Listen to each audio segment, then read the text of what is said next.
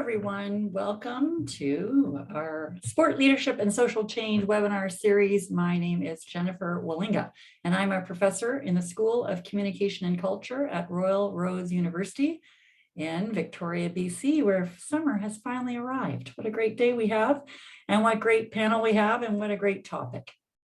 We're going to be talking about healing today, healing survivors of various forms of maltreatment in sport, and what we need to heal sport as well.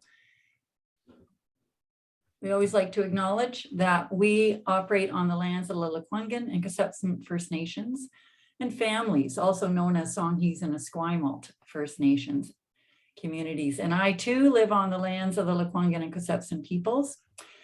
We are very grateful to be operating on these lands, teaching, living, learning, working, and playing. And of course, at Royal Roads, we try to learn from the land as much as possible, but also do a better job of learning from our history, acknowledging the gaps in our history and the harms that have been inflicted on the First Peoples of Canada, and to work really hard toward first acknowledging those gaps and then building a reconciliation, building toward that kind of restorative justice and restorative healing, which of course we'll be talking lots about today. And the group, we met earlier and got to know each other a little better and talked about some of the things we wanted to discuss today, but that was one of them. You know, what can we learn from the reconciliation process itself? I think it's very relevant to sport right now. In many ways, we're having to look backwards and acknowledge some of the gaps before we can look forward and bring into congruity with our true values, some of our practices in sport. Again, even though we may not be fully to blame or fully at our responsibility, we're still responsible now, right, for bringing things back into alignment. This is me going backwards in my little skinny boat each day, and I always highlight this because I'm also operating on the Wasanich lands out on Elk Lake daily, and that, but also that little boat teaches me something every day, and I try to really learn the truths that sport has to offer us. So I also like to highlight that as we delve into these topics and try to solve challenges that we're facing in the realm of sport, that we look to sport. Sport holds so many of the principles that can help us as we look forward. At Royal Roads, we do like to use the land that we're on. We're on 300 hectares of old growth forest. We sit on the Esquimalt Lagoon. We look out at the Olympic Mountains. I mean, we're the luckiest people on earth, really, and where we live and teach and learn together. And we're very learning centered. I wouldn't say it's student centered, it's learning centered, because everyone at Royal Roads is learning. And part of our learning has to do with diversity, the diversity of our ecosystem, but also with of our humanity. And this bridge is a metaphor for our school of communication and culture. Communication and culture are inextricably linked. And that's another huge topic that we'll touch on in around sport today, that culture really is about how well the cultural integrity of our community, our organization, is how well we're living our values. And in our school, we use this little metaphor of the bridge to remind us to first mind the gap before we try to bridge. So before we try to connect to someone in any way, whether it's structural, a handshake, a look, a communication channel, that we really need to first mind our differences. And that's a great avenue toward building cohesion and working toward better collaboration.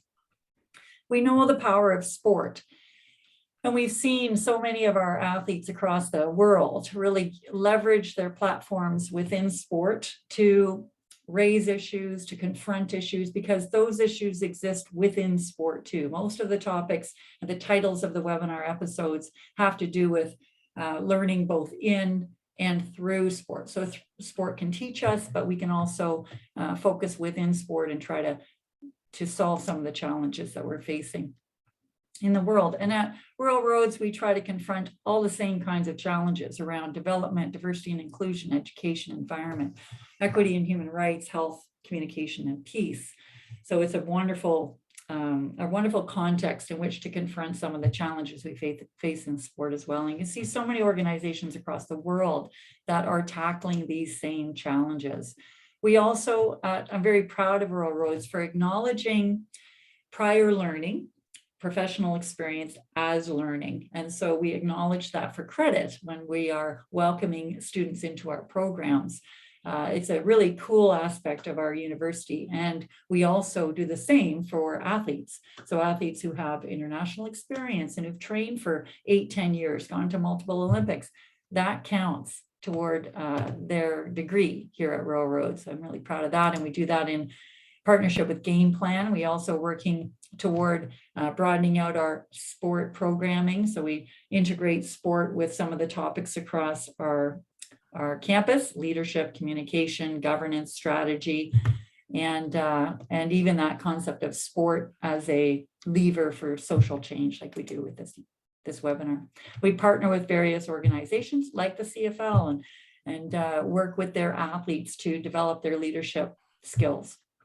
So really proud of this little venture here. We just worked with about 13 or 14 pro football players. It was really fun. And what great ambassadors of sport. I think they really represented themselves so well and are working on their leadership with such determination and commitment. And so this is episode 17, where we'll be talking about healing. We know that media is rife with stories, calls to action, letters from groups of athletes in various sports, calling on their national sport organizations to heal, really, to do a better job of living out the values of sport and operating in that congruent manner, right? And really developing the culture so that it is cohesive and aligned. But often, as we are addressing maltreatment in sport, the survivors kind of get left to the side. It's a very difficult position to be in. They're protected in many ways by confidentiality, but they're also almost made invisible because they're a threat, right? If we acknowledge them, we are admitting guilt. And so people are kind of caught in between a rock and a hard place when we're trying to address maltreatment. And this wonderful group of individuals has been operating in this realm for a long time. Dr. Shaunna Taylor, a mental performance consultant and certified clinical counselor, executive director of Sport Okanagan, member of the viaSport Girls and Women's Advisory Group, and past chair of Canadian Sports Psychology Association. We also welcome Jason Dorland, performance consultant, Olympian artist, educator, and author of several books on the performance mindset. And Jason and I go way back to the '88 Olympics, where we shared a humbling experience together. And Rebecca Curry, founder of The Spirit of Trust, an organization designed to support survivors, seasoned sport leader and executive provincially and nationally, and a world-class karate athlete. All of these people bring a real insight into sport, having been athletes at a very high level themselves, but have now devoted themselves to sport as well. And I wanted to begin with that, asking everybody to share and introduce themselves a little more through the question of why sport? Why are you devoting your life to it? Is it worth saving? What makes you continue to try to embrace sport and improve sport in some way? And so, Shaunna, let's start with you. You've got your mic on, you're ready to go. Ready to go.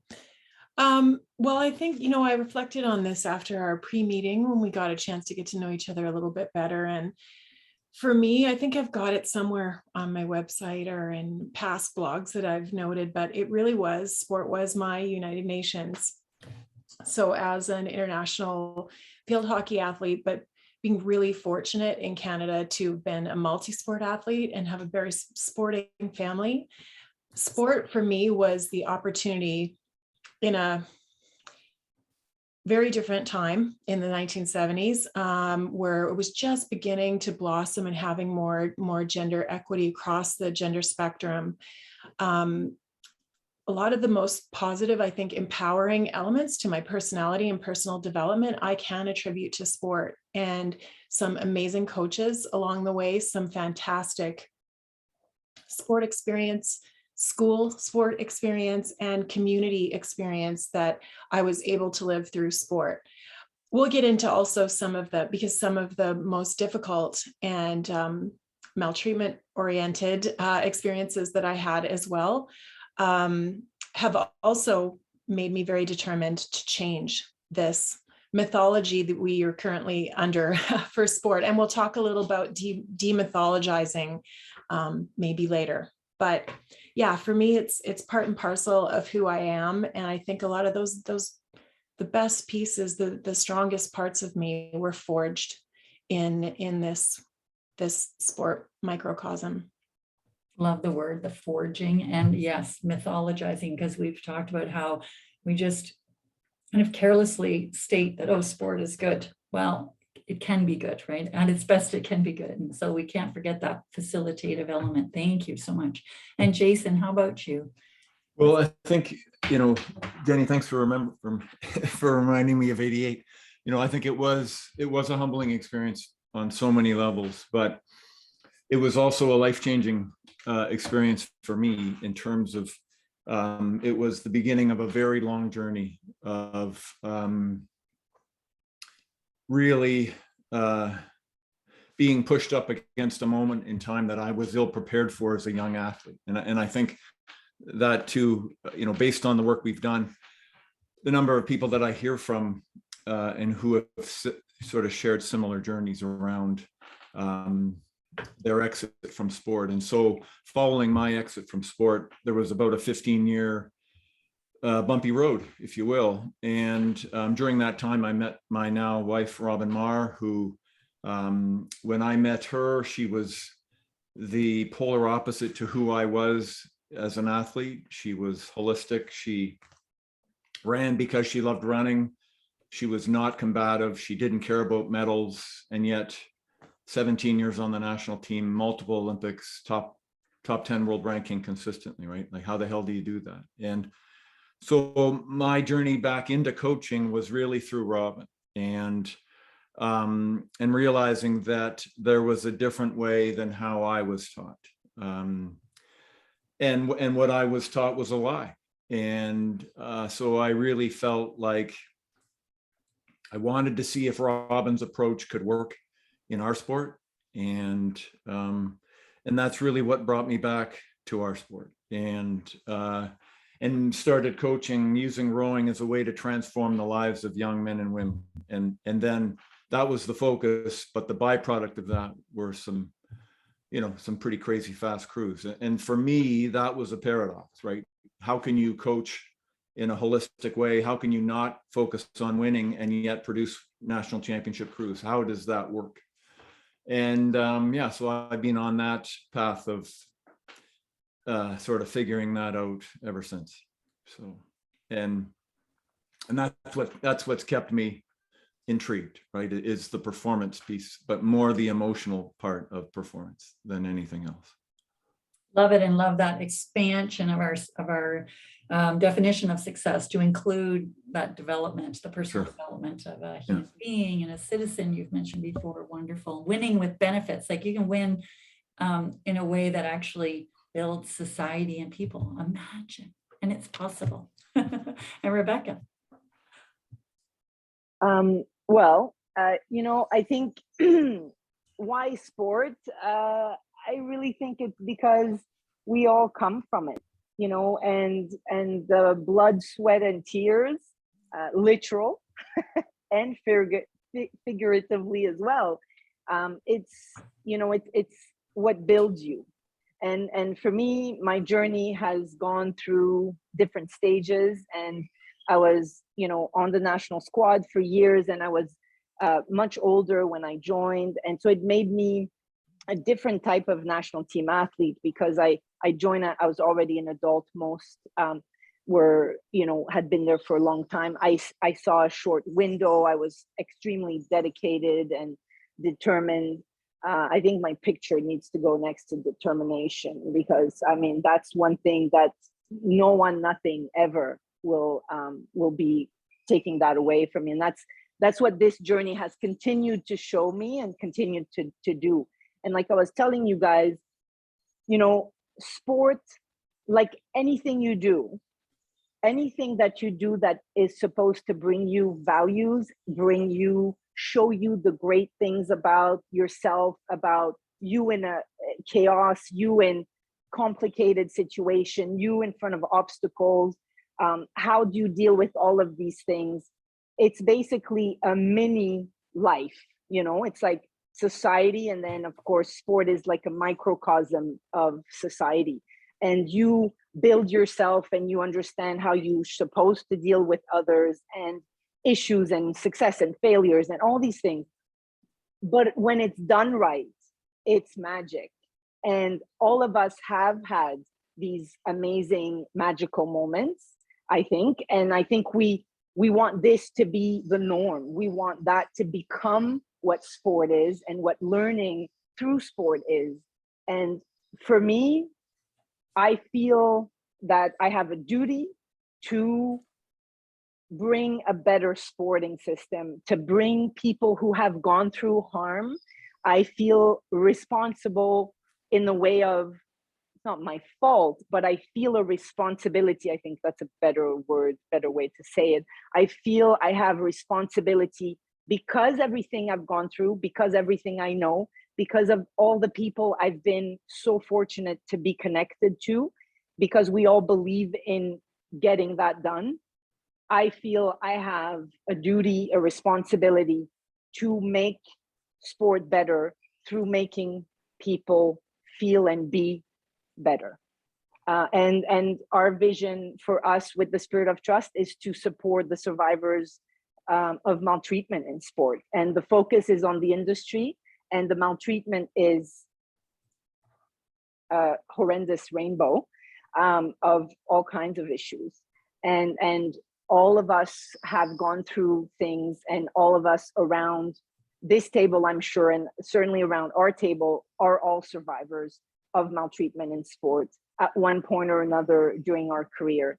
And for me, being able to draw from the experience and squeeze, you know, greatness out of crap, that's what we're trying to do here. Is we want to basically make things good and better because we have gone through the mud, and we need to come out of there transformed. And that's how we see healing. We see it as a transformation. And sport, because sport is supposed to be amazing. You know, it makes you dream. It makes you want to reach and you know, go beyond your potential, beyond your dreams, etc. And so we need to make that a reality for the younger generation and the current generation.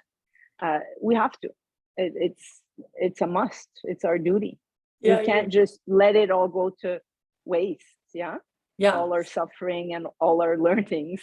We need to make something good out of it. Yeah.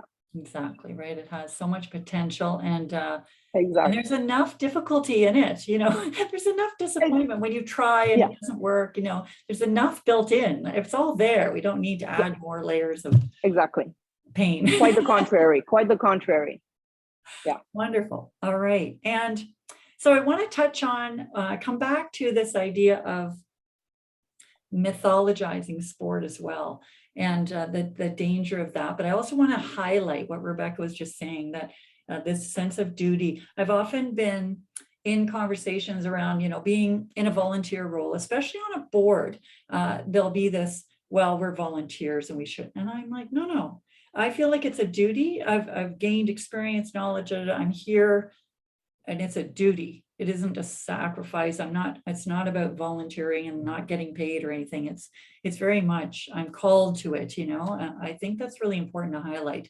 And that if we have learned good things from sport and had these experiences, and we need to bring it to those who await, you know, the young ones who deserve a great experience as well. Can we start talking a little bit about mythologizing sport and why you think that happens? Why is it sort of put up on this pedestal as something, a cure-all panacea for a lot of the social ills? What are the problems around that? Shaunna, why don't you kick that off? Because I know it's kind of your term. I love it. Sure. You know, I think if we got to look back at the beginnings of sport, maybe is a good place to look. I mean, sport in North America anyway was designed for and by cis, white, privileged men, able-bodied, right? So that's a pretty narrow focus, and it was a grand distraction. You know, it was a grand distraction from real social issues. It was like a metaphor for war. It's competitive sport, not cooperative sport, right? So it started out as a grand distraction and now has evolved into like a really big business, whether you're looking at professional or amateur. And I think there's so much along that developmental pathway, and that's a whole other webinar of how sport has developed over the years, and the business of sport and the marketing of sport and the exclusion of so many people in sport. I think the mythology was a big part of the marketing agency, right? And it's like, look at this beautiful thing, this transformational, wonderful thing that you can get your kid in practically from birth, and it's going to turn them into this, you know, borderline god. And, you know, we love institutions and we love mythologies. I mean, we have societies that are built on all kinds of myths, be them religious to other institutions in education and politics. So myths sell. And the problem with them, though, as we're seeing in reckoning in so many other fields, is that they cover up a lot of truths. And one of those truths is that not every sport program, like you said, Jennifer, not every program is a good, you know, quality sport experience. So just putting your kid in a sport or getting into it as an adult or a teenager is going to guarantee you a positive experience or a growth experience. On the contrary, I think, honestly, the state that we're at right now, if we're going to get real, is flip a coin as to what kind of experience it's going to be, right? And that is not what I had in mind when I started going through that. Like Rebecca, I feel a deep sense of mission and responsibility to open up the doors of sport and make sure that there is a safe space and a positive, transformational, but in a very positive way, space for everyone. And so we've got to bust through the myths. We've got to start telling the truth. We've got to start looking at what and defining what quality sport is and how we can heal those who have been unfortunately maltreated throughout this very complicated, topsy-turvy mythological creature. Anyway, I'll stop there so my other esteemed colleagues can weigh in, but that's how I feel about the myth. And you're raising the point too, when you just say, as a parent, you're putting your child into a sport program, like we're all responsible. We all have a duty, hey, to make sure to check. And I'm hearing more and more of that is here are all the things you can do to make sure it's a quality sport experience. And I think that'll help in general. Because I know my husband and I talk about this a lot about we've been a bit asleep in a lot of ways, not just in sport, but across the world politically as well, you know, where you fall asleep, you don't vote, look what happens. Same in sport. Jason, what do you think about this?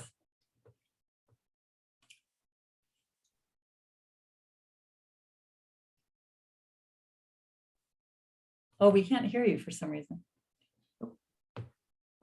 Sorry, Jason, we can't hear you. My apologies. Okay.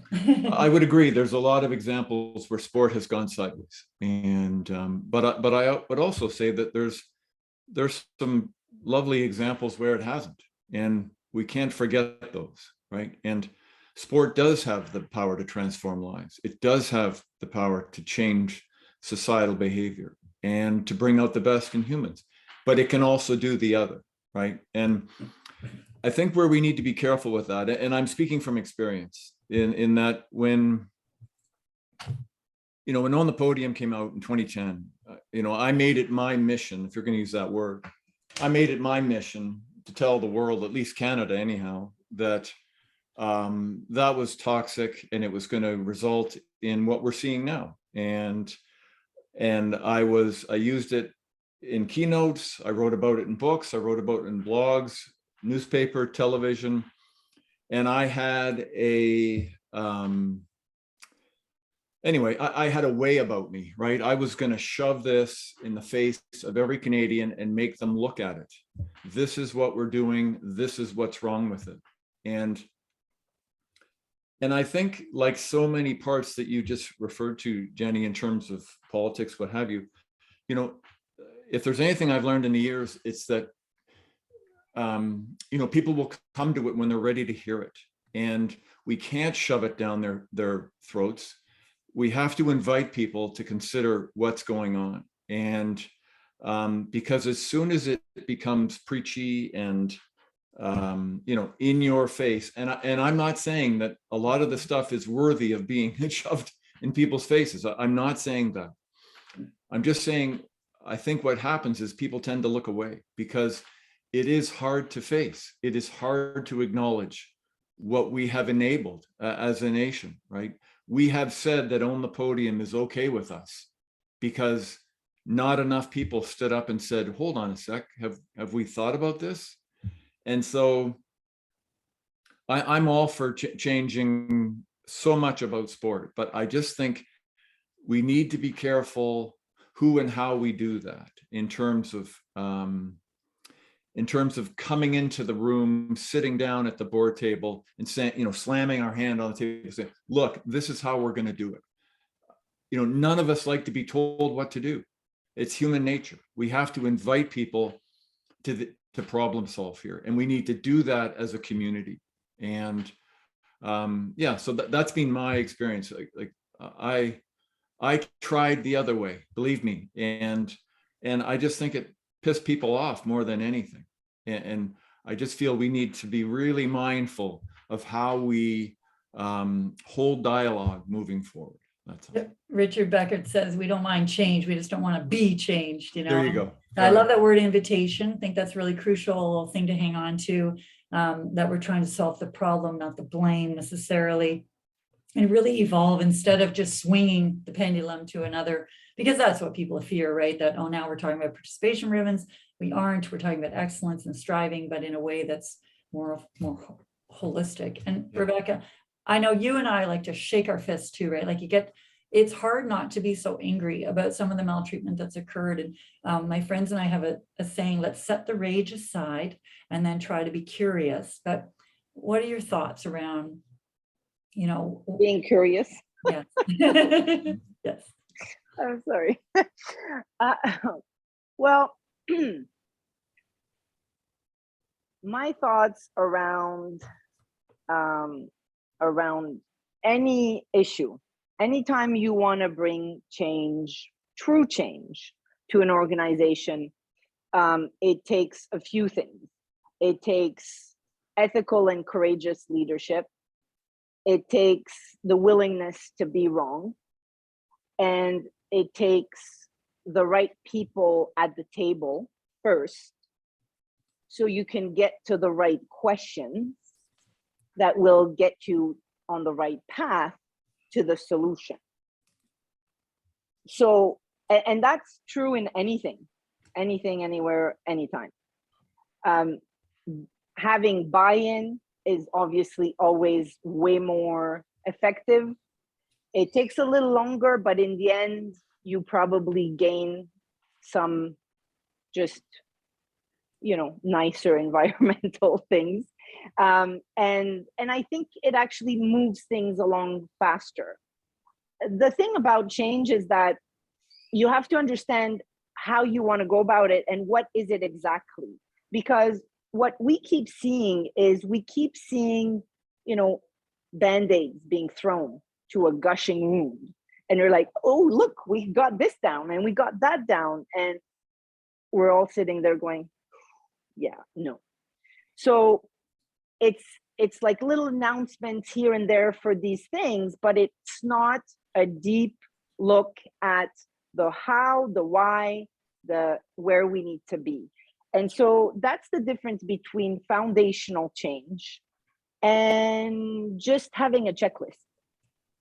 And so I think that, for sport to be better, I don't know if this is where we talk about that a little bit, but, I think it's really about, we understand the problem. I feel that now we just need to have the right people at the table to ask all the very difficult questions, and then take a deep breath, and then, roll up the sleeves and then get to the solution, which is it's not brain surgery, but it's also not so simple. So it's somewhere in between. And, many people in the sporting world have been talking about managing by values and doing things with ethics and integrity and what is good governance. But what has happened over the years, and I was sitting in those rooms with the CEOs and the presidents and all these people, wanting to do good things. And here we go, 3 days, brainstorm, get the papers out, and let's start coming up with a solution. Now we know what good governance is. But the reality is we didn't really go to the depth of it. And it was just surface stuff. And so with the safe sport issue and with everything around maltreatment, we unfortunately use the same method. And it's not the right method, because it's only going to give us the surface answer. It's only going to give us surface solutions. Now, many people disagree with what I say, especially the ones who have been around the table having those discussions, but it doesn't matter. Time always tells. And it's not about right or wrong. For me, it's about now. I was the yeller and all that stuff. Believe me, people were shaking when I would walk into a meeting space. But no. Now the important thing is we need to have change, because people have suffered, are suffering, and I'm fucking sick of it. And it has to stop. And so everybody's ego needs to be put in the closet, and people need to understand that we need to come together with the right mindset.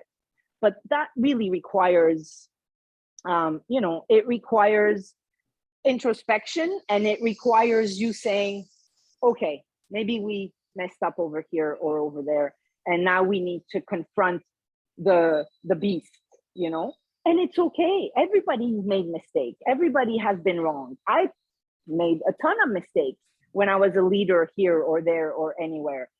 It's normal. No one has a perfect track record. It doesn't happen. So the important piece, though, is to have the courage to face what needs to be faced. And once we have that in a room and we get that conversation going, the real conversation, we can get to real solutions. Now, things are moving in Canada and around the world. Whether things are moving in the right direction at the right pace with the right everything, again, time will tell, and it always does. I would just rather not waste any more time than, go the wrong path. But it is what it is. At the end of the day, we really have to try and change it's inside people. It's their belief system. It's the courage they have. It's the guts they have to tell somebody, no, you're not talking about the right thing. We need to go over in this way or whatever. So, and that's going to take this new generation. It's a complete generational change that needs to occur, because this past colliding with the present, it's not only with issues of maltreatment, it's with thinking, it's with educational biases, it's with the values that you were brought up in, it's all of those things, and it makes you the person you are today, right? So I'm and going so to Yeah, jump tell in me, there, tell me. because what is at the depth, right? What are we protecting? What's so immovable right now? What do people think is, fundamentally not changing? It seems kind of obvious. We need to stop the harm. We need to change the way we do things, but doesn't really seem to be. Why not? What do you think? Well, it's money. Yeah. Liability. Shaunna nailed it right out of the gates. It's the monetizing of sport. It's the industry around sport, youth sport especially. And so again, like we talked about the other day, we have to go way upstream in order to start making some big changes. And if there's anything humans do really well, it's greed. We got that one down pat. Yeah. And I understand the expression, leave the egos at the door or whatever. You can't do that. The egos are always going to come into the room. So we have to be able to acknowledge that and work with it, and know that as long as there's going to be sport, as long as there's going to be life, there's going to be ego. So how do we acknowledge that and continue to make holistic, healthy decisions that move sport forward as a result of the processes that we put in place? And yeah, I mean, we sort of touched this in the other day, but it really comes back to why. Like, and I know that sounds so cliche, but why are we bothering with sport? Like, why are we saving sport? And for me, it's on a societal level. When I think about 70% of teenage kids from 13 on, 80% are not having an experience in youth sport because they are dropping out. That concerns me as a citizen, right? It means that others possibly may not have had a positive sport experience where they can learn tools and learn about themselves and go through defeat and go through winning and go through working as a team, all of those beautiful things that sport can provide us. So, like, what's going to happen to society? Where do we learn those bits if not through sport? Now, granted, fine art, academic, outdoors, what have you, I get it. But I think sport is a special pressure cooker for those kinds of values. And my concern is for the future of citizens, for the future of the country or as a society, if 70-80% of our youth do not have an experience through sport, where are they learning the values that's going to make them good citizens, right? Good parents, good partners, good people, good business owners, good whatever. And that's my bigger concern. So if sport becomes something about bigger than just creating teams and winning banners, if it truly becomes about the health and well-being of our youth, about providing life-changing experiences, that's a better why. And that's going to help facilitate, I think, what all of us want to see. But Shaunna nailed it, right? It's cash, and you especially look at the youth sport movement and what we've done in terms of early specialization, putting kids into a sport early, keeping them in that sport, having them get specialized coaches throughout their career. Like, what the hell's that? So, again, we've done this, right? We've done this. And now there's no real incentive to quash that or slow that down, right? Why would anybody not continue with the business of power skating? Why there's no incentive to decrease that. So we have to dilute it with efforts and forces to, like you're saying, promote the values in a different way, the value, not the monetary value, but the social and human developmental value. Yeah. And Shaunna, what are your thoughts on what's not shifting the monetization of sport? What's getting in the way? Yeah, I think you mentioned this in our earlier conversation too. It's like we're now in a long overdue awakening. I think it doesn't really matter where we're at on the sport pathway. I think it's been an awakening for sport parents, for youth, for teens, past retired athletes, those who are coaching and in leadership roles right now, just realizing while we were asleep at the wheel, and while some people actually intentionally designed it like this, the cost of winning is too high now. It's too high. And that's like, I mean that on many levels. So it's one term, but it means a lot of different things. We've commodified children. We've commodified this beautiful transformational experience that sport could be, like what Jason strives for in his program. And I know what Rebecca's trying to instill in the healing of the people who've been harmed in her organization. And I think at this point, we really need to be looking, well, what was lost then? If we kept pushing that drive to win and that commodification further and further down the pipeline, what was lost? What was lost when we did that? What were we prepared to trade, right? And what we were prepared to trade was some of the safeguarding that needs to be there, right? That pressure on, the 8-year-old to win when it used to be fun, making friends, all these things. So there were a lot of sacrifices that we we're willing to make. And so some countries, particularly Scandinavia, I think is where they've really been leading these last few years, taking a real forensic audit right from when like Norway hosted the Lillehammer Games, and they said, wow, okay, from the top on down and from the down on up, we have lost our way. And we need to start looking at both the business of sport, at both amateur and professional, but also what are some of those underlying lessons and messages that we're sending in both directions.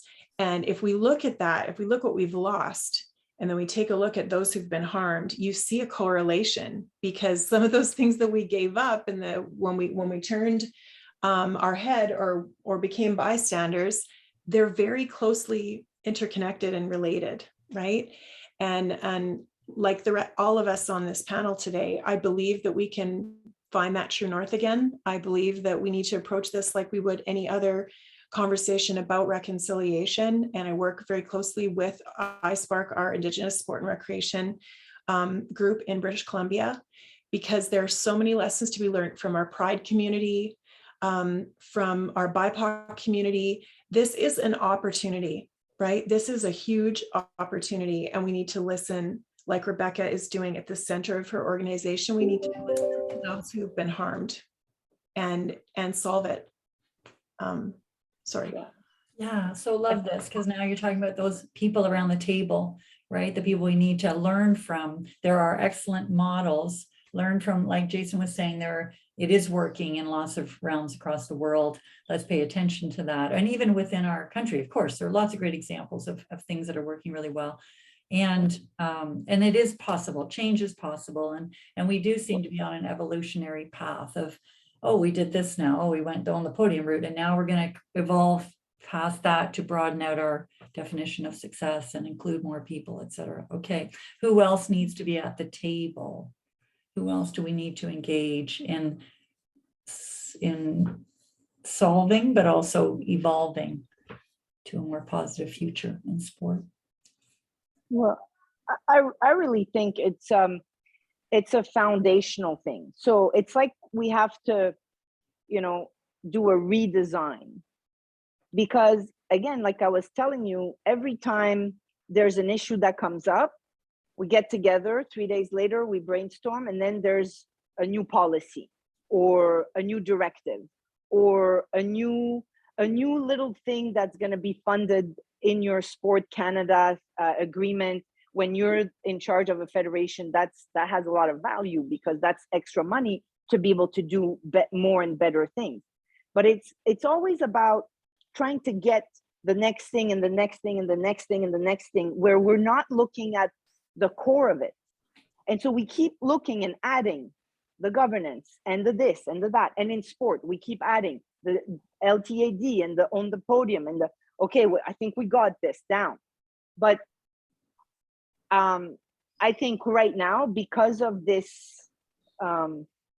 complete reckoning that is happening from within the sporting system, and people who are trying to say something, and they're saying to the people in charge, you keep messing up, you're not doing things the right way, and you haven't done things the right way. And so let's not put a band-aid, but let's take a look inside and see. Let's take a look and see. And it's the habit of the consultant that always wants to come and do a little analysis. Let's add this thing. Let's do a little overview, and then let's give you a checklist, a new checklist. Diversity, inclusion, equity, accessibility, all these pieces. We're adding policies. We're just adding policies to our checklist of policies. That has been going on for 2 decades, okay? But we're not living it. It's not embedded in the things we do. We shouldn't have an equity, equality, inclusiveness policy, accessibility policy. It should be part of everything we do. It should be an integral part of when you have an organization, you're not going to discriminate. So therefore you will have all these other pieces, but it's making the foundational and the design of the organization in such a way where these things are covered, but embedded, not on a checklist concept. I don't know if that speaks to people, or if that makes sense when I say that. And for me, safe sport is the same thing. You know, we talk about what should we do, and oh my God, okay, let's do a code and have policies and have, you know, things on the list, and you know, yeah, okay, but it may not be the most effective way to do it. Regardless, this is where we are now. But at the end of the day, I think it's having a change of mindset, and values, they're embedded. They're not a checklist. When you ask yourselves, each of you over here on this call, what are my 3 values? You have them on a checklist and then you check them every time you make a decision? No, they're inside you. So it's an automatic. You know, I have courage, I have integrity, and, you know, I like to take risks, example.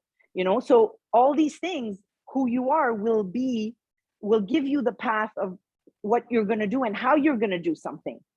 And I think we forgot that as we're building this system that is supposed to show you all these things.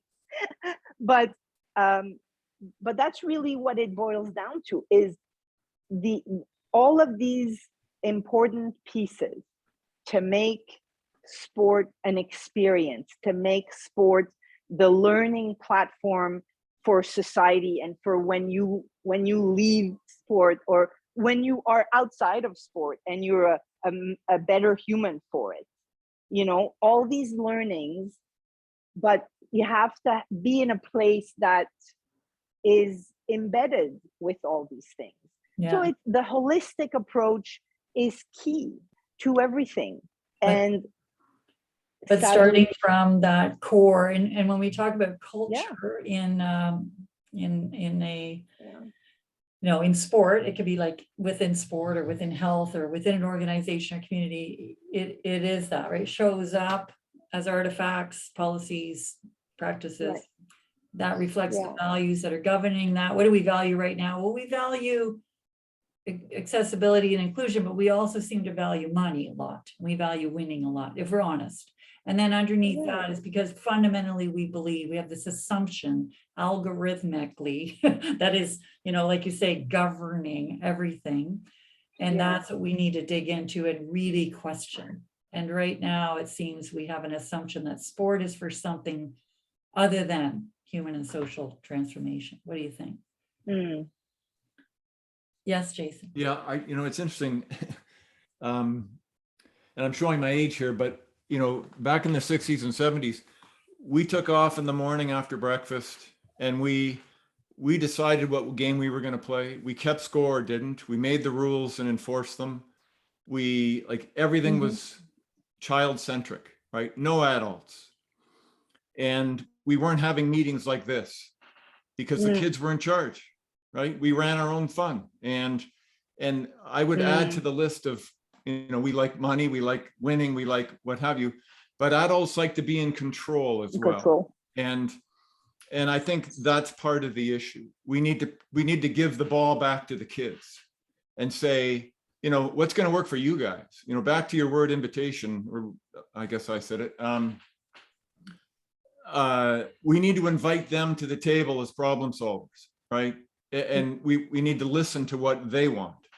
It's all fine and dandy for us to have all of our processes and studies and specialists and what have you. But at the end of the day, if we're going to talk about youth sport where it starts, their input needs to be heard and valued, because that's what it's supposed to be about. And that's who it's supposed to be for. And so children need to have the first and foremost input into processes going forward. I just think adults have a wonderful way of stepping in and thinking they can do it better, right? And, you know, guilty as charged for sure. But I know as a child, we didn't go out and play sports because our parents told us to, right? We went out there because we wanted to. And we learned in that, through those summers or on those weekends of hanging out with friends and neighbors and what have you, right? And society happened, right? Pecking orders happened. Kids were identified as being better at something than someone else, and we accepted that. We didn't make it mean anything. And I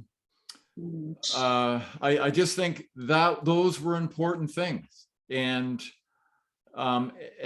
we've come in and imposed what we think is best. And you know, I forget who mentioned it earlier, but being able to admit when we're wrong. We have been wrong. And so it's time to own that and really invite children to the table as a powerful voice moving forward. Very cool. Absolutely. I don't know if anyone has, I was part of a documentary a few years ago called The Cost of Winning, and it was international in scope. So they went and they also interviewed New Zealand, Norway, spent a lot of time in the United States working with their Olympic committee. And they did actually talk to children. They talked to athletic directors and the NCAA and how these children are coming to them in NCAA Division I schools now, right? Because they have shifted and adultified all of these pathways, like you're saying, Jason, they've built them for adults.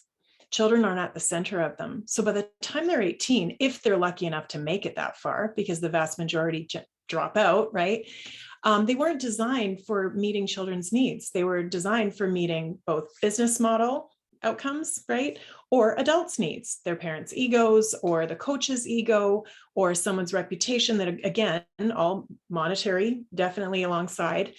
And so all the way from the bottom up and then the top down, we're getting the same messaging that winning is what matters, right? They're getting that at all levels. And that it's the thing that matters most of all. And I've been watching the amazing comments in the chat box as well. Thank you so much, everybody, for interacting with so many great ideas. You know, putting the child at the center. I don't remember if it's Sweden or Norway, but they've got their Children's Bill of Rights in sport passed in their parliament. We don't have that. We don't protect children's Bill of Rights in their sport experience in Canada. I mean, we can barely took us like decades to get a seatbelt law passed. So, you know, and we've just been through the massive human experiment of the pandemic and how difficult it is to mandate anything. But I think we could come together on some level to admit that we have adultified. That's a term that some of my American colleagues have used. We've adultified youth sport. And that's part of the infection that all of us experienced in the high performance end, right?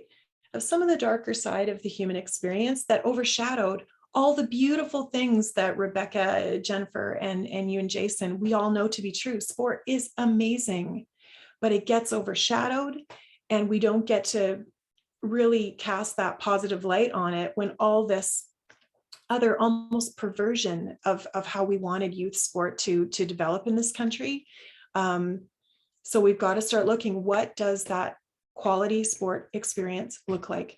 What will be those accountability frameworks to hold local sport organizations to account, to hold provincial boards of directors of, you know, Swim BC to account, to hold those national sport organizations, and who's going to be at those tables? And everyone here has mentioned the same thing, whether it's in rebuilding and renovating our youth sport experience, putting youth and children's voices at the center. And I know Rebecca is very committed to putting survivors' voices at the center of how we fix and heal the traumatized, right? They need to be part of that.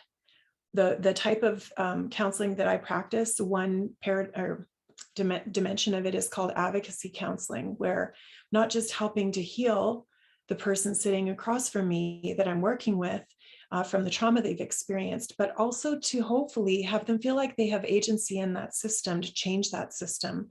We all have to feel that sense of advocacy and agency, right? And responsibility. So yeah, but all ends, youth, all the way through to high performance, because they're inextricably linked and a little and off the rails, I think, in many ways.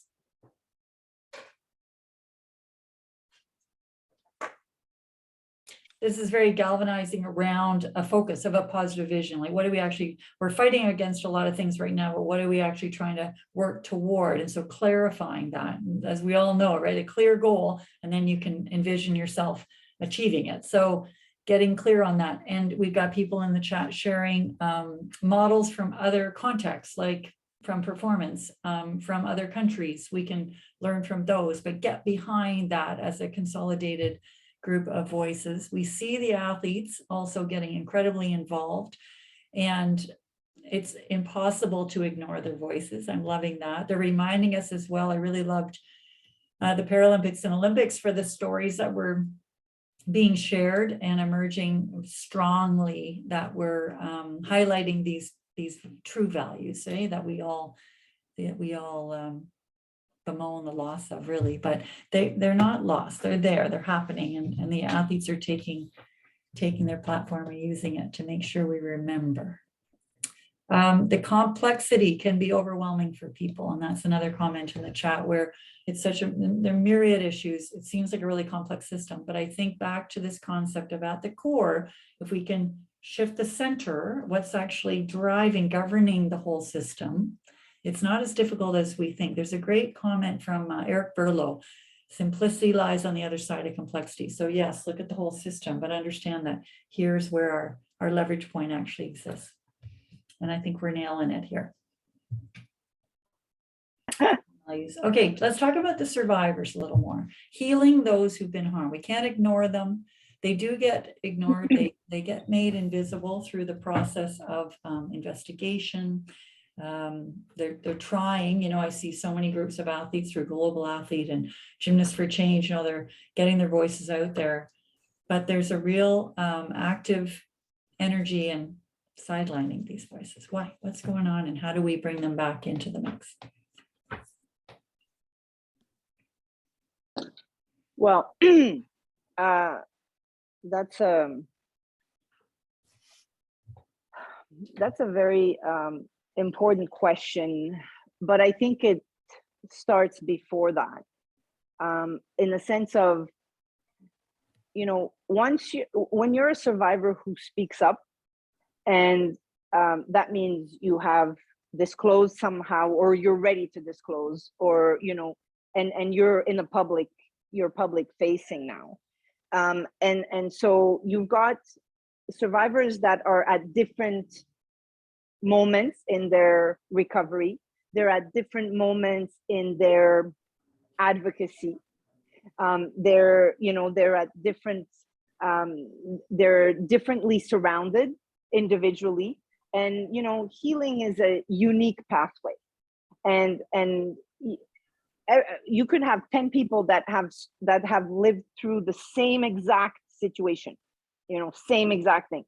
But because of who they are, how they were educated, who's around them as they go through life, like, all of their pathways are going to be different, because we're, you know, automatically all unique. And so therefore our pathway to healing is different. And so when you have the, you know, when you have the survivors speaking out, what worries me greatly is the lack of support that they have, that they don't have. I don't know, how do we say that? They have lack of support. They have lack of support. They got together and they just want to go through walls, and they're gonna talk to people that are gonna listen and put their messages so more people hear, more people see. But the further they go with no support, the more dangerous it is for them. Yeah. I don't care about the organization. Doesn't matter to me, because they're the bigger, they have the resources, they can figure it out on their own. It's the survivors, the people who have been affected. And by the way, that's like a small, tiny little percentage of people, because people who come and disclose are, you know, below 20%, in some cases, 18, 15%, etc. So what we've seen in the media today is basically representative of about maybe 6,000 people. And that's just the three big federations that we saw coming out. We're not even looking at the other federations that are kind of in the works that we know internally in the background that's potentially going to come out. And that's not even, you know, gymnastics came out, there was a certain number, now they're over 440, I think, 430. And that's from 1978 to today issues. So for me, the most important thing is the survivor, is their well-being, because as they're going through this and their advocacy, they're continuously confronted with issues that they've gone through. And so as they're trying to make a point publicly in the media, dealing with all kinds of nonsense, they also have to deal with their own trauma and their own, you know, going through their own healing. So that has always been a worry. So every time I see something come out, like we try to reach out right away and connect with them to say, hey, by the way, we're here. You want to talk? You want to, you know, we can get you on a Zoom. We have lots of resources around. We can connect you together and make sure that you're okay. But that's like a very small percentage of the survivors that we need to be mindful of and that we need to be accessible for. You know, that's the major issue. And then survivors are, again, all unique in their own thing. They all live through different things. They all have their own expertise, you know, professionally. And so when you want to involve them, you have to be very careful about who you involve, how much, and the support you give them. Because when you ask them to be front facing for whatever, they need to have a support system there so that they can be a better advocate for your cause or your whatever, or the general cause of maltreatment in Canada. So I think it's what I'm trying to say is that the survivors are the key component to get to the solution. They're also the key component to get to the better healing solution, the more holistic, complete, you know, connected way. And that we need to understand the uniqueness, the different levels, the different things that are needed for them. And we need to be extremely mindful when we're organizations and we want to have a survivor ambassador, for example, right? Or a survivor advocate. Well, we have to make sure that they're the right person and they're at the right stage of recovery and that they have a support system around them, because every time someone tells a story, every time someone tells their story, they're reliving it, okay? And so the whole word of trauma informed, you know, that we need to understand what that means. And so, you know, anyway, so that's, but it is crucial that for any type of issues that you want to deal with, you have to talk to the people who are affected by it. Because if you don't, you're going to miss a little bit of here. You know, you're going to be like, you're going to have the theory, you're going to have the, you know, the knowledge, the academic, and then you're going to be missing the real boots on the ground. So you need that combination of the lived experience and the expertise. That's really key. And yeah. And others. What do you think about who needs to be healed? Because there are people who've suffered maltreatment, yes, and what can we do to better support them? There's this idea of connecting, supporting, paying attention to the fact where they are in their process of healing. They often aren't. I'd love to dig into why aren't they? You know, why is the investigative process, the burden is on the victims, which just re-traumatizes them, sometimes even worse than what they've gone through already. But who else needs to be healed, or in what other ways can we support those who have suffered? Well, we're trying to build some on the high performance level. You mentioned game plan earlier, Jennifer, as being a sort of a partner that you, one of many partners you have with your Royal Roads education programs. And game plan has partnered with the Canadian Centre for Mental Health and Sport, and we're a virtual clinic with practitioners in every province across Canada, where if you are an athlete who is in our national sport system, who has carding support through Game Plan, they have access to our very personalized healing pathways, and will be teamed up with a practitioner that will, like Rebecca said, guide them, and they'll be carefully referred to someone who matches their needs with their healing journey. That is going to be completely different for every single, like you said, it just completely depends on the person and the circumstances and their biography and the types of maltreatment, et cetera. So that's one thing that we have managed to, I think, very purposefully and with intention and with a lot of thought behind, it wasn't one of those checklist items. It was sort of built into the construction of our center that was modeled after a center that they have in Stockholm and in Sweden. And on the children's side, where huge numbers of this type of maltreatment occurs, we need to have a better job teaming up the education and the identification and the aftercare with our child protection services that we have in all of our communities. It's like sports over here and those systems over here, and never the two shall meet, right? And we've got experts and social workers, and our Child Advocacy Center, for example, here in the Okanagan, the first thing I did as the executive director of our sports center here was visit their open house and understand their system and understand how it works and ways we can be partners in the prevention and get our coaches trained and get our parents trained. We are part of the societies in which we live. Sport is just, we are a member of that citizenship in every community where we exist, which is every community across this country.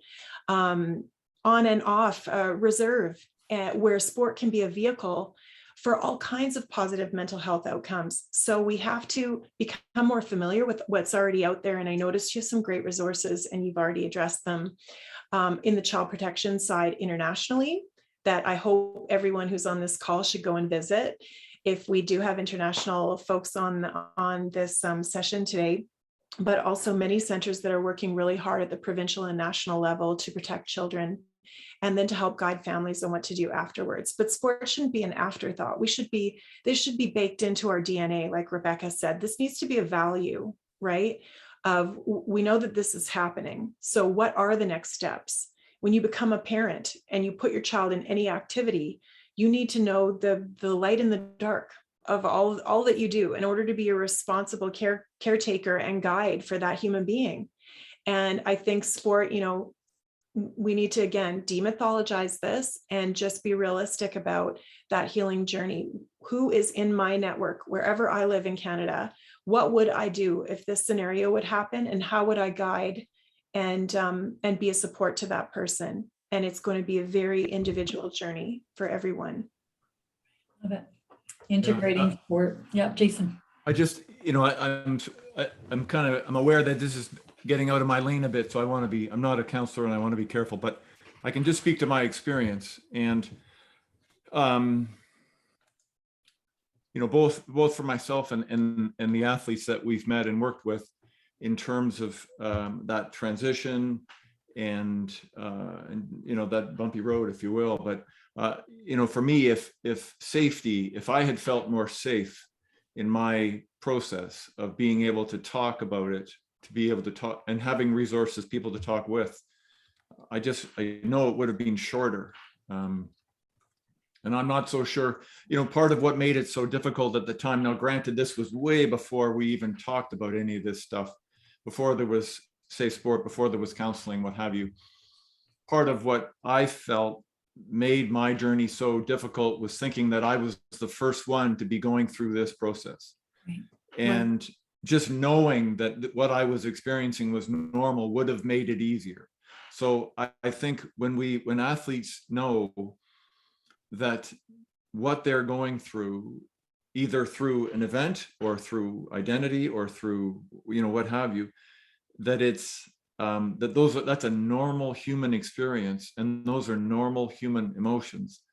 And just from that feeling safe, I just think it supports the process. again, getting healed is a byproduct of a process. And if we have the right bits in place, then that process can be more intuitive, faster, what have you. And yeah, I wanted to comment on something Shaunna said. It was bang on. Anyway, it'll come back. The resources too. I just keep hearing in my mind this concept of partnership, right? So Yeah. it's what's missing in sport, partnering with other organizations, services across our community, because it is a partner in community. And the whole purpose of sport Right. is to, embolden and support people in community. I just remember. So, to Shauna's point here, the catch nets are great. It's wonderful. We have Safe Sport and all these resources in place after the fact. But, again, why aren't we going upstream, right? Why aren't we, I forget what, baked in? What a perfect freaking term that is. Why isn't this baked into the experience of youth? So that the catch nets are there, but not everybody needs them. Why can't this be part of it? And I totally agree with that. Yeah, we need a new recipe if we're going to go with the baking metaphor.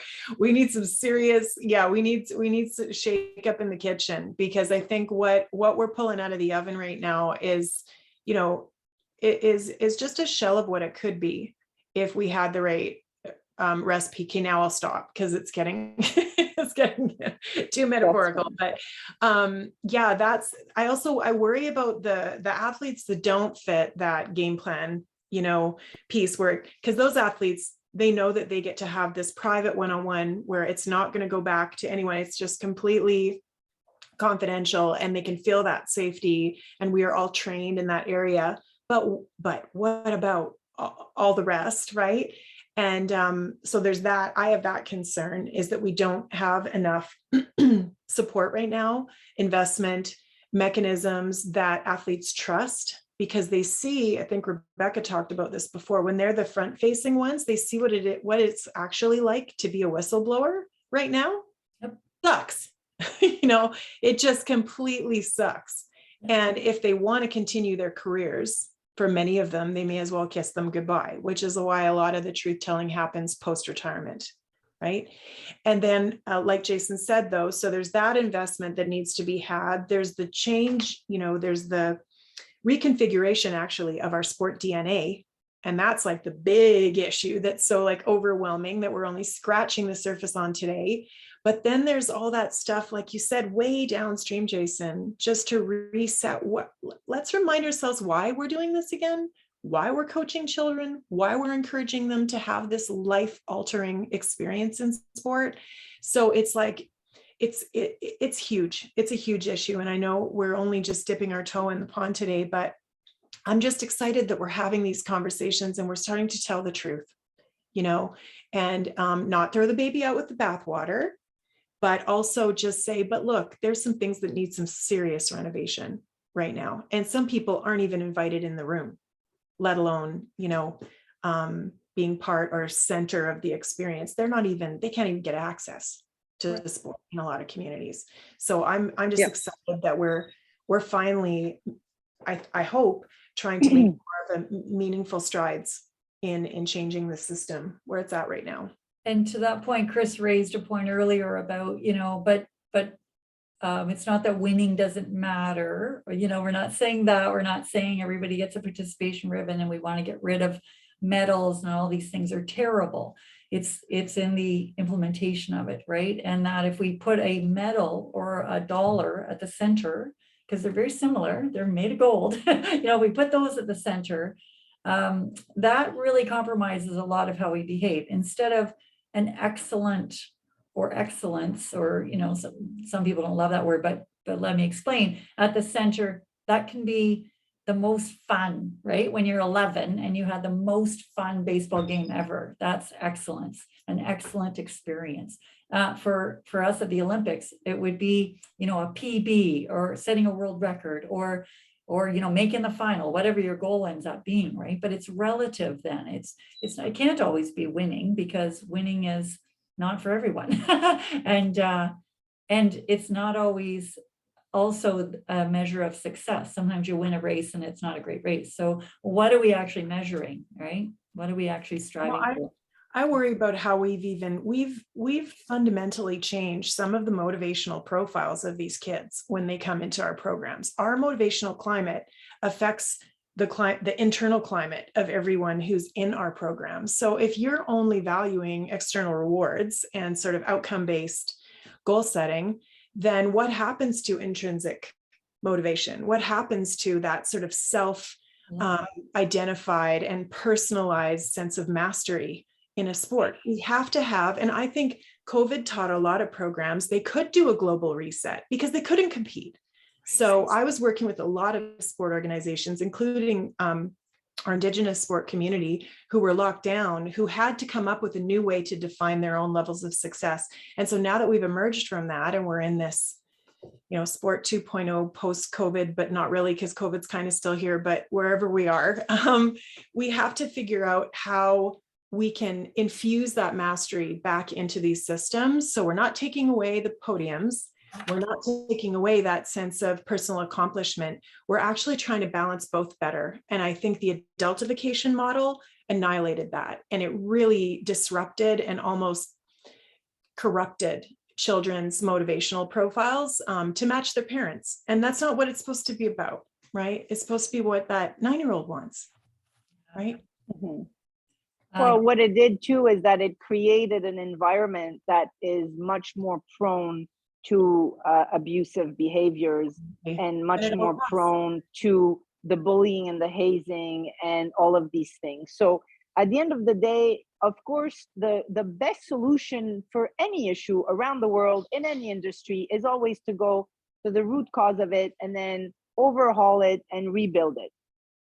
How you rebuild things is always the key. Is you have to build it from the inside out. You have to build it from the bottom up. You have to have the right stakeholders around the table, and you have to make sure that the different people that are the different, that are the more vulnerable, that are the less fortunate, that are those people, you need to build it so it's, if you really want it to be the inclusive, diverse, etc. connection environment for the experience, you have to have the right people at the table. That's it, end of story. And at the end of the day, I think when we look at the maltreatment over the decades in sport is, we have a responsibility to acknowledge it, take care of it, and do it the right way. So now we have a lot more problems because the past is colliding very, very hard with the present for a better future. So we have to address the things of the past. We can't ignore that. And for us at the Spirit of Trust, it means that we have people that will be potentially from the 70s, the 80s, people that have been working with across different countries and different sports that have lived horrific experiences in sport.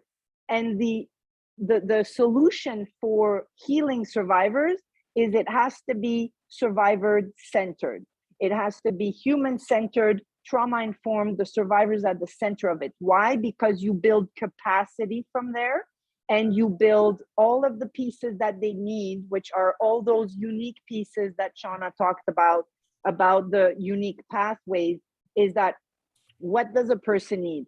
The first thing for sure is that connectivity with another survivor. That is the one thing that is simple, easy, not costly, and that will give them hope, more hope than finding a therapist. And so you have to build that huge network that will increase the capacity that we want to generate, because game plan is like 1% of the 1%, and we need to address everything else. So that the concept of the holistic support needs to happen in wellness, mindfulness, all these pieces. But at the center of it is the survivor, and the survivor who then becomes the survivor supporter, the survivor leader for others, right? And then the more you do that, the more it grows. And that's how we build that capacity. And we do that in a safe and professional way where people are screened and trained and, connected to each other and supported. And so that way we have this, you know, battalion of survivors that are now these survivor leaders for others. And we have different adaptation for it, where we have the survivor advocate that accompanies the young person or not so young person in their resolution process, because we need that support as well. So while we're trying to get a system together, my biggest worry is, what do we do with the people who have already suffered? Okay, and then giving them empowerment and resources and a better space and safety around them, so that they can help and support others, and that you can have better equipped people around these tables to rebuild the system. That's it. I'm done. Oh, that's all. just that. That's it. It's just that. I mean, really, honestly.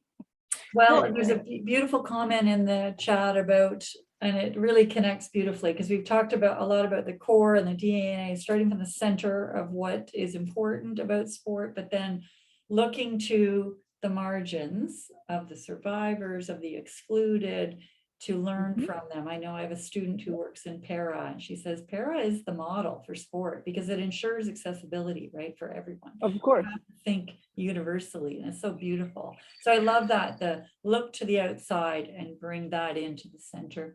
Beautiful. This idea of building out networks to ensure there's support. I know we need to change our investigative processes so that they aren't so burdensome, because it's really hard on those victims. We're not even getting into that. Everyone, Yeah. everyone, right? Yeah, that's a whole other webinar. That's a whole other webinar.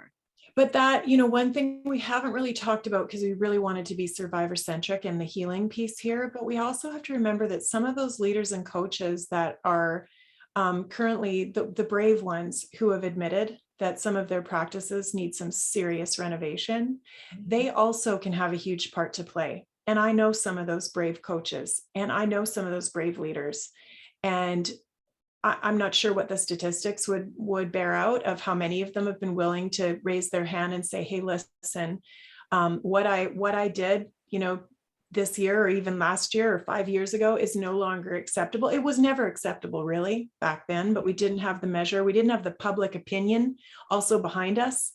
We're in our own Me Too. So can we galvanize those brave and honestly courageous coaches and leaders that can recognize, you know, they've been in the fishbowl along with the rest of us, right? Or with the frog in the boiling water, you know, just sort of seeing the temperature raise and not even being aware of it. And one of the basketball coaches, I was watching a post-game press conference in 2020, no, just before the pandemic.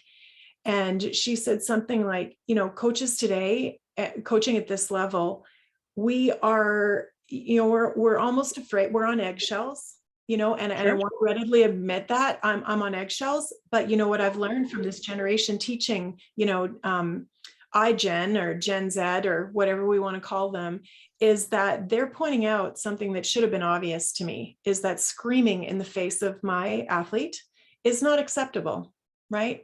To the point where, you know, my breath is in their face, like that is not acceptable behavior. And I thank them for that. You know, I thank them for that. And I recognize that. And I have to get okay with the discomfort, because it's part of the process of healing our system. Is I have to have that tension of, ooh, that's how I used to do it. And this generation is saying no more, no more. Sure. And isn't it sport? I mean, you know, it drives That's progress. That's progress. We expect athletes to be accepting coaching, critical coaching, and hungry for it. And yet as a leader, we spend a lot of time avoiding that, being defensive, you know, autocratic, you know, crazy. Yeah. Yet most of us in those roles are athletes. Jason. Jen,